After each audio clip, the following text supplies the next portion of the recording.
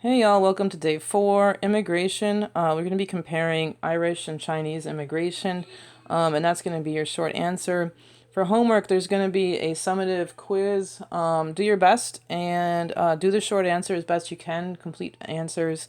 Feel free to look through your crash course, page 95 to 96, or 105 to 128. Do your best. Okay, today we're going to be going over immigration. So the two major groups we're going to be focusing on are, see if I can get this going.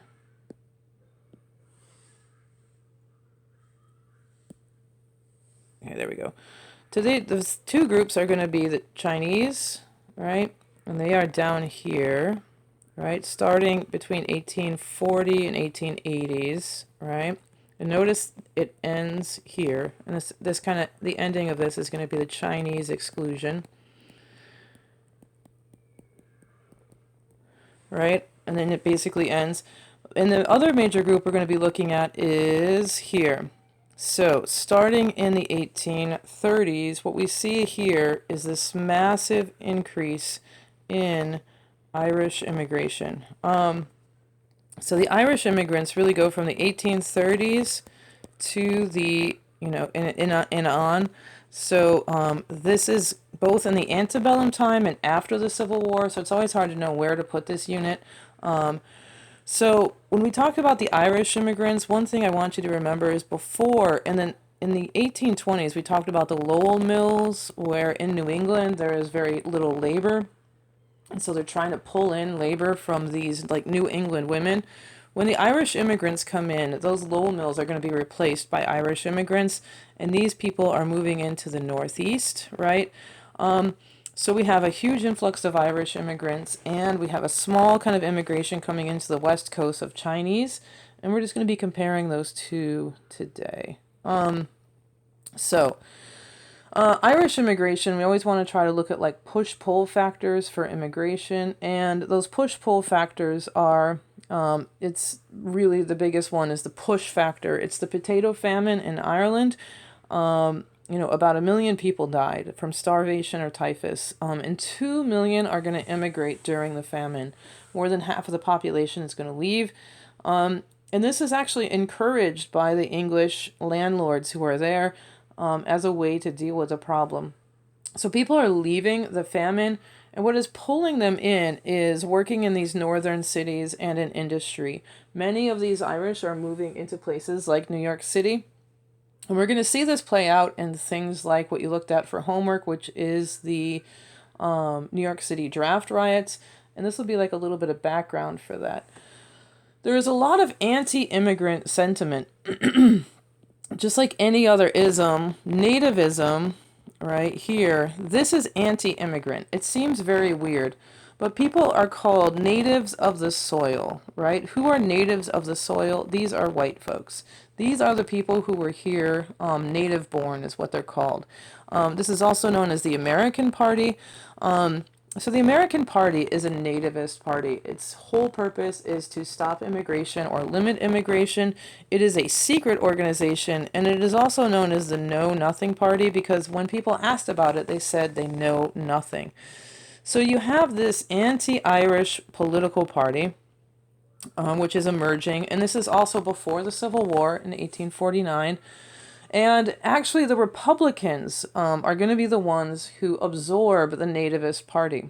And so the Republicans are the ones who actually are anti-immigrant. Part of the reason why people are also anti-immigrant is they are anti-Catholic. They are afraid that the Catholics are more loyal to the Pope. This is called like a papal conspiracy.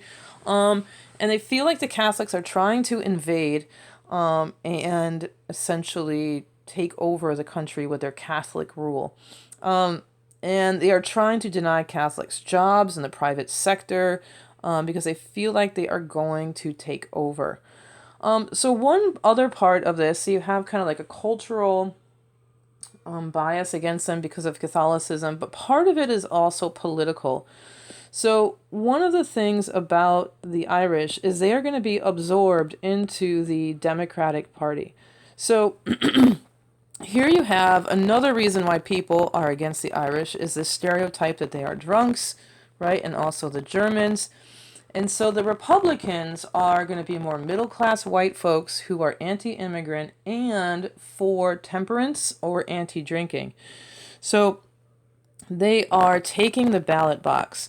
Now, they are Democrats and they're basically being accused of being drunks, being violent, and stealing elections. And this is what people felt like was happening in the cities. So when the immigrants were coming into places like New York City, they were being absorbed by what's called the political machines. We're going to go more over these guys later. And essentially, the Irish, as long as they voted and supported the Democrats, they would get jobs, they would become policemen, they would become firefighters. And so you had the immigrants being absorbed into the Democratic Party in these northern cities.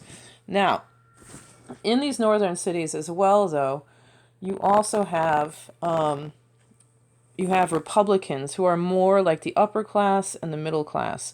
This is Thomas Nast, who is a famous Republican artist. We were going to see a lot of his cartoons when we get to Reconstruction. Here we have, right, these alligators coming onto the shores of America. Now, it's hard to see, but this is actually a face, right? This is the, what do you call it? Like they look like little pope hats, right? These alligators coming onto shore. Here you have like the white Anglo-Saxon Protestant protecting all of the children. You have violence up here. These are the city bosses. This is one of the Democratic leaders of Tammany Hall. You have the schools that are in disarray. You have the Capitol that is raising the papal flag. This is kind of all of the fears, right?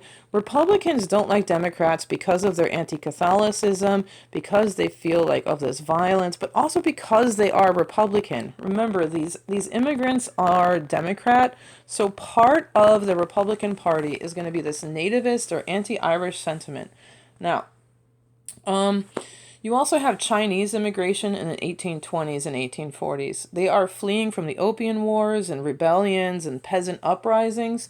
And what's pulling them in is going to be the Gold Rush, the Transcontinental Railroad, and the Burlingame Treaty.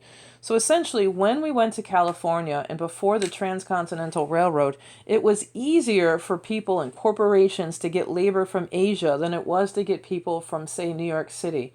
So once we get the Transcontinental Railroad, people are going to be coming back to California easily. But before that, it was easier for them to ship people from China and, have them work in the mines and do these other things. And so the United States government actually fostered this immigration with a treaty and gave China the most favored nation status. So, although the Chinese are invited by the national government, they face a lot of local anti or nativist sentiment. So they are often victim to violent assaults. You have a lot of lynching of Chinese folks in the West in California.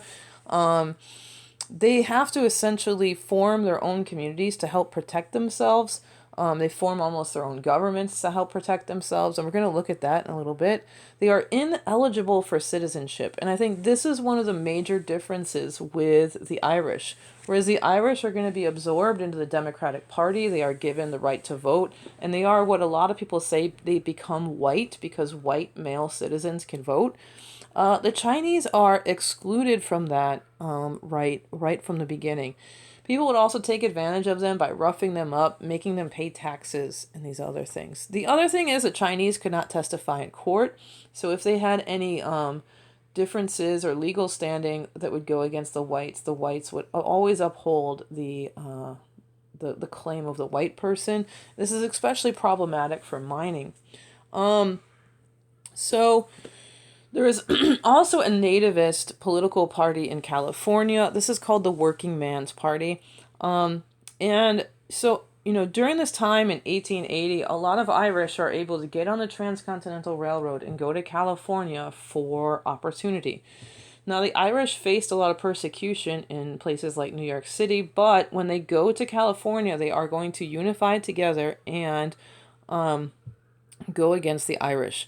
Many people feel that this is because they don't want the competition for jobs, but in this working man's party, it is the workers who want to exclude Chinese immigrants. A lot of the wealthier corporate owners wanted to have immigration because they wanted the labor, but the party is going to actually win a lot of local offices and be very successful. This is essentially going to end with the Chinese Exclusion Act. So while you have the Know Nothing Party or anti-Irish sentiment in the North, it's not very successful in actually limiting Irish immigration or Irish rights. But in the Chinese example, they are going to limit their rights, they are going to pass an Exclusion Act, and they are going to limit immigration in 1882 to, so that folks cannot come in anymore. So I think one of the things to consider is, why is it different? We talked about like citizenship and voting and political power, and that is one of those. But of course, a lot of people are going to say it is just pure racism, and that people were more racist against the Chinese than they were against the Irish, and the Chinese essentially could not become white. So hopefully that helps you guys out. We'll probably go more into Chinese immigration later as we get into the Transcontinental Railroad.